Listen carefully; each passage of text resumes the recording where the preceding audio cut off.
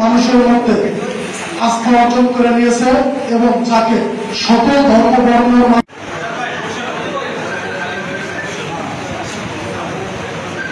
আপনাদেরকে এই প্রতিশ্রুতি দিচ্ছি, আমরা আপনাদের পাশে থাকবো, আপনাদের উৎসবের পাশে থাকবো। আমাদের যে সকল ইউনিয়ন বিএনপি নেতৃত্ব আছে সবাইকে আমরা কিন্তু এখানে সভাপতি সাধারণ সম্পাদক যারা আছেন সবাইকে কিন্তু আমরা এখানে এনেছি তাদের মেসেজ দেওয়ার জন্য যে আমরা পূজা শুরু হবে রোববারে, সেইখান থেকে আগামী শুক্রবার শনিবার পর্যন্ত আমরা এক সপ্তাহ আমরা প্রত্যেকে মণ্ডপের পাশে থেকে আমরা পূজা উদযাপনে যে আমাদের ভাইয়েরা যে পূজা উদযাপন করবে সেইখানে আমরা শতভাগ সহযোগিতা করবো। পাশাপাশি আমরা এটাও বলতে চাই, কোন মানুষ বিগত দিনে দেখেছি সামান্য একটি ঘটনা ঘটিয়ে মিডিয়ায় সেটা বড় করে দেখানোর চেষ্টা করছে।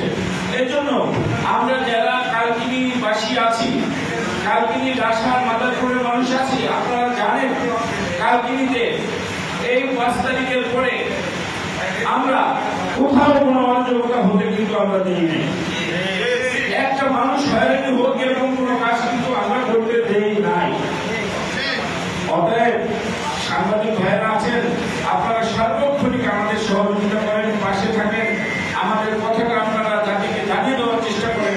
আপনাদের কাছে অনুরোধ থাকবে আপনারা কোথাও কোনো অসঙ্গতিপূর্ণ কিছু পেলে আমাদেরকে জানাবেন, আমরা সেটা শুধরানোর চেষ্টা করব, আমরা ভাইদের পাশে থাকার চেষ্টা করব, আপনারাও তাদের পাশে থাকবেন। আর প্রশাসনের যারা আছেন তারা তো অনেকভাবেই তারা দৃষ্টি রাখছে আমাদের এই দুর্যোগের এই আমাদের কমিটিদেরকে তারা সার্বক্ষণিক সহযোগিতা করছে। আমরাও প্রশাসনের ভাইদের পাশে থেকে আমরাও সহযোগিতার হাত বাড়িয়ে দেবো, প্রশাসনের ভাইদের সাথে থেকে সহযোগিতার হাত বাড়িয়ে দেবো। বলে পিআর পদ্ধতিতে নির্বাচন না হলে দেশে ফ্যাসিবাদ সৃষ্টি হবে। আমরা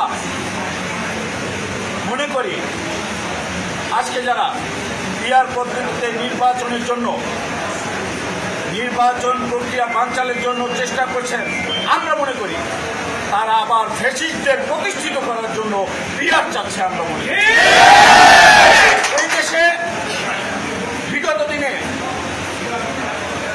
আমরা যেভাবে ভোট দিয়েছি সঠিক সুন্দরভাবে স্বচ্ছ প্রক্রিয়ায় আমরা সেই ভোটে আবার মানুষের ম্যান্ডেট নিয়ে যারা নির্বাচিত হবে তাদেরকে এই সরকারে বসবে, আমরা তাদেরকেই মেনে নেব। কোনো পিআর করে সেই ফ্যাসিস্টদের আবার যারা প্রতিষ্ঠিত করতে চায় আমি মনে করি সেটা তাদের দুঃস্বপ্ন, সেটা আমরা হতে দিব না।